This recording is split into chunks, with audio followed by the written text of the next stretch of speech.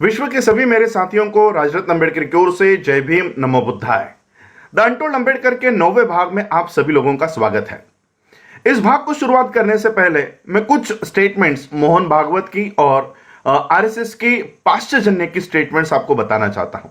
मोहन भागवत एक कार्यक्रम में कह रहे थे कि डॉक्टर बाबा साहब अंबेडकर और आरएसएस के संस्थापक केबी हेगड़ेवार, केशव बड़ीराम हेगड़ेवार, ये शरीर से अलग अलग थे लेकिन आत्मा एक ही था। पाश्चजन्य की मैगजीन कहती है कि बाबा साहब अंबेडकर आरएसएस के कैंप में आकर बैठा करते थे और आरएसएस का गुणगान गाते थे। तो चलिए आज आरएसएस के बारे में जानते हैं। आरएसएस के बारे में जानना है तो आपको पहले कांग्रेस के बारे में जानना होगा। कांग्रेस की स्थापना हुई 1884 में।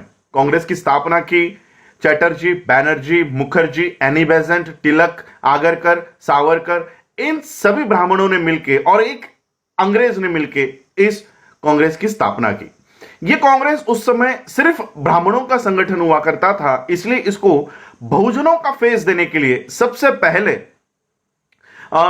पहले ज्योतिराव फुले इनको अप्रोच किया गया, इनके पास जाया गया और उनको विनती की गई कि आप हमारे इस कांग्रेस में आइए। ज्योतिराव फुले इन्होंने कहा कि आपका ये जो पक्ष है, आपका ये जो संगठन है, ये ब्राह्मणों का संगठन है और मैं इसमें नहीं आऊंगा। इसके बाद छत्रपति शाहू महाराज जी को कांग्रेस में लाने की बहुत तैयारी इन लोगों ने की। कांग्रेस के लोग छत्रपति शाहू महाराज जी को जाकर मिले। शाहू महाराज ने तो ये स्टेटमेंट दे दिया कि ये कैसी कांग्रेस है, ये कोई कांग्रेस नहीं है, ये तो ब्राह्मणों का दल है, मैं इसमें नहीं आऊंगा। तो यहां से ये जो संगठन था कांग्रेस का, ये सिर्फ ब्राह्मणों के हाथों में था। बाबा साहब अंबेडकर जी का राजनीतिक, सामाजिक, शैक्षणिक पटल पर, प्लेटफॉर्म पर उदय हो गया और बाबा साहब ने, जैसे मैंने कल के एपिसोड में कहा कि बाबा साहब अंबेडकर जी की वजह से भारत के सभी लोगों को वोट देने का अधिकार प्राप्त हो गया। अब जब वोट देने का अधिकार मिला तब कांग्रेस नहीं चाहती थी कि भारत के सभी लोगों को वोट देने का अधिकार हो। इसका ज्वलंत उदाहरण मैं तिलक का देना चाहता हूं। जब छत्रपति शाहू महाराज जी ने 50% आरक्षण जब लागू किया तब तिलक ने सवाल लेकर कहा कि तेली, तंबोली और कुनभटों को संसद में जाके क्या हल चलाना है? इनको क्यों चाहिए रिजर्वेशन? इनको क्यों संसद में भेजना है? इन लोगों का काम है खेतों में हल चलाना, लोगों के जूते पॉलिश करना, लोगों के बागों में काम करना। इन लोगों को संसद में नहीं भेजना है। और सबसे पहला विरोध किया था कांग्रेस के तिलक ने। बाबा साहब ने इस देश के सभी लोगों को वोट का अधिकार दे दिया। SC, ST, OBC, minority, Muslims और सभी लोगों को वोट का अधिकार मिल गया। 3.5% ब्राह्मण अब ये भारत के लोगों के ऊपर राज नहीं कर सकता था। भारत का ब्राह्मण इनके ऊपर राज नहीं कर पाएगा, इसलिए 1884 में बनी हुई ये जो कांग्रेस थी, इसमें से कुछ लोगों को 1920 के बाद बाहर निकाल दिया गया। 1920 में ही बाबा साहब अंबेडकर जी ने इस देश को वोट का अधिकार दे दिया था।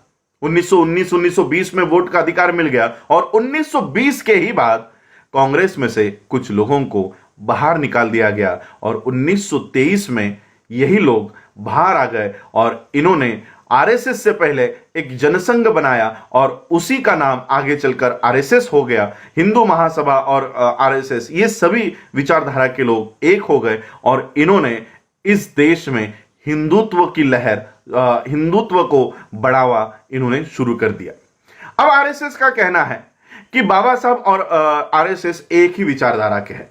आरएसएस की विचारधारा है कि इस देश को हिंदू राष्ट्र बनाना। वहीं पर बाबा साहब 1935 में लाखों की सभा में कहते हैं कि मैं हिंदू धर्म में जन्म लिया, यह मेरे हाथ में नहीं था, लेकिन मैं हिंदू मरूंगा नहीं। अब आरएसएस के मोहन भागवत को जवाब देना होगा, जब बाबा साहब इस हिंदू धर्म को ही नष्ट करना चाहते थे, वो आरएसएस की हिंदुत्व का पुरस्कार कैसे कर सकते हैं? दूसरी बात, इस देश में जब आरएसएस की स्थापना हुई तब स्वातंत्र से यानी आजादी के काल से 5 बार आरएसएस इस देश में बैन थी। 5 बार इसको आतंकी संगठन के नाम से जाना गया था और आरएसएस का कहना था कि इस देश को हिंदू राष्ट्र बनाना है। वहीं पर बाबा साहब आपने 8वें राइटिंग एंड स्पीचेस के वॉल्यूम में लिखते हैं कि इस देश को अगर कोई हिंदू राष्ट्र बनाना चाहता है तो हर एक भारतीय ने इसका विरोध करना होगा, और जैसे ही ये देश अगर हिंदू राष्ट्र बनता है ये सबसे सबसे खाई में ये देश चला जाएगा, इसलिए हमको हिंदू राष्ट्र इस देश को बनाने से रोकना है। दूसरी तरफ मोहन भागवत जी इस देश में राम राज्य लाने की कोशिश करते हैं, राम राज्य लाने के लिए इस देश में काम कर रहे हैं। और वहीं पर डॉक्टर बाबा साहब अंबेडकर अपने दूसरी प्रतिज्ञा में कहते हैं कि मैं इस देश में राम को कभी भगवान नहीं मानूंगा और कभी उनकी पूजा नहीं करूंगा। अब मुझे बताओ मोहन जी, बाबा साहब आपके राम को ही इस देश से तड़ीपार कर देते हैं, वो बाबा साहब आपका राम राज्य कैसे ला सकते हैं? और कई सारी बातें हैं जहां पर बाबा साहब और आरएसएस की विचारधारा एक नहीं हो सकती, बल्कि मैं आप लोगों को यह बताना चाहता हूं कि आरएसएस की स्थापना ही बाबा साहब को रोकने के लिए कर दी गई थी। 1920 से ही बाबा साहब अंबेडकर जी ने अपनी खुद की एक सिक्योरिटी फोर्स बनाई थी, अपना सुरक्षा दल बनाया था, और उस सुरक्षा दल का नाम था समता सैनिक दल।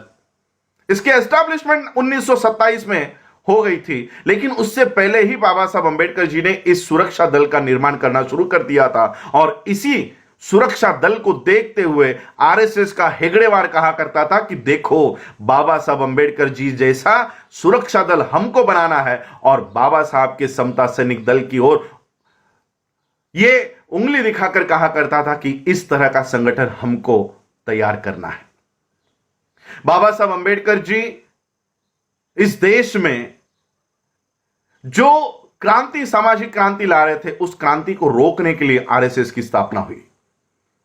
यहां तक कि बाबा साहब ने जो संविधान इस देश को निर्माण करके दिया, दूसरे दिन 26 जनवरी 1950 के दूसरे ही दिन यानी 27 जनवरी को दिल्ली में आरएसएस ने संविधान की प्रतों को जलाया। यह आज 2 साल पहले नहीं हुआ, 2018 में यह घटना नहीं घटित हुई पहली बार, यह सबसे पहली बार घटित हुई 1950 में। दूसरे ही दिन आरएसएस ने भारत के संविधान को जलाया था। आज भी यह आरएसएस यूनाइटेड नेशंस के आतंकी संगठनों में एक प्रमुख संगठन है। इसलिए मैं आप लोगों को कहना चाहूंगा, यह जो मीडिया इनका काम कर रहा है, बाबा साहब को आरएसएस के प्रो दिखाने का, आरएसएस के विचारधारा का दिखाने का काम करे, आज ही क्यों कर रहे हैं? मैं आपको इसकी वजह बताना चाहूंगा। इसकी वजह है इस देश का मुस्लिम। इस देश के मुस्लिमों के लिए आरएसएस काम कर रही है कि बाबा साहब को हिंदुत्व का एक मसीहा बताया जाए। जब इस देश में सीए, एनआरसी, एनपीआर लागू करने की कोशिश की जा रही थी, तब इस देश का मुस्लिम रास्तों के ऊपर उतरा, हाथ में अपने धार्मिक झंडा, फ्लैग्स को लेकर, झंडे को लेकर नहीं, तो इस देश के ध्वज को, राष्ट्रीय ध्वज को लेकर वो रास्तों के ऊपर उतरा, और हाथ में डॉक्टर बाबा साहब अंबेडकर जी की तस्वीर थी। जैसे ही ये तस्वीर सारे मीडिया के ऊपर, सारे पेपर्स के ऊपर गई, इस देश में आरएसएस को जलन होने लग गई कि जो ये मुस्लिम आज बाबा साहब के विचारों को फॉलो करने लग गया है, बाबा साहब के फोटो को लेकर चलने लग गया है। और उस दिन से आरएसएस ये कोशिश में लगी है कि मुसलमानों के हाथों से बाबा साहब अंबेडकर जी को हटाया जाए, छीन लिया जाए। दूसरे ही दिन सीए, एनआरसी के इस आंदोलन को जब चलाया जा रहा था, दूसरे ही दिन हिंदुस्तान टाइम में नंद कुमार नाम का आरएसएस का एजेंट को हिंदी में क्या कहते हैं आप लोग डिक्शनरी में ट्रांसलेशन में देख लो, यही नंद कुमार ये कह रहा था कि ये मुसलमान तो बाबा साहब की फोटो यूं ही लेकर घूम रहा है। दरअसल सीए का समर्थन तो बाबा साहब ही कर रहे थे, बाबा साहब के ही विचारों पे हम लोगों ने सीए लागू किया है। तो मैं आपको यह भी बता देता हूं, क्या सीएए सही में बाबा साहब अंबेडकर जी के विचार की कोई कानून है?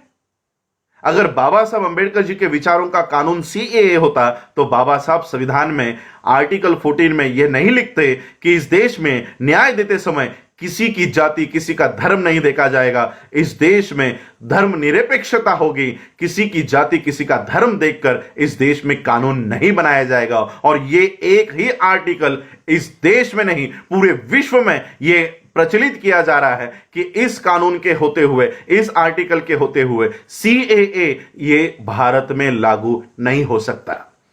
अब मुझे बताओ मोहन भागवत जी, आपके हिंदू राष्ट्र को इस देश में लागू करने की सबसे बड़ी समस्या है डॉक्टर बाबा साहब अंबेडकर। आज बाबा साहब अंबेडकर हमारे सामने जिंदा नहीं है, हमारे सामने जीवित नहीं है, लेकिन उनकी किताबों के माध्यम से बाबा साहब आज भी हमारे सामने हैं। दिक्कत यह है कि हम वो किताबों को नहीं पढ़ रहे हैं, वो आप पढ़ रहे हो, और इसलिए बाबा साहब की एक लाइन आगे लेकर आते हो और 4 लाइनें छुपा देते हो। और इसलिए मैं आप लोगों को, देश के लोगों को कहना चाहूंगा, इस देश में मोदी और अमित शाह को रोकने से कुछ नहीं होने वाला। इस देश में से अगर किसी को हटाना है तो वो आरएसएस को हटाना होगा। इसको हटाने के लिए आप सभी लोग पहल करें, यही मैं आज के इस एपिसोड में कहना चाहता हूं। आज आप लोगों ने मुझे सुना, उसके लिए आभार। जय भीम, जय भारत, जय बुद्ध।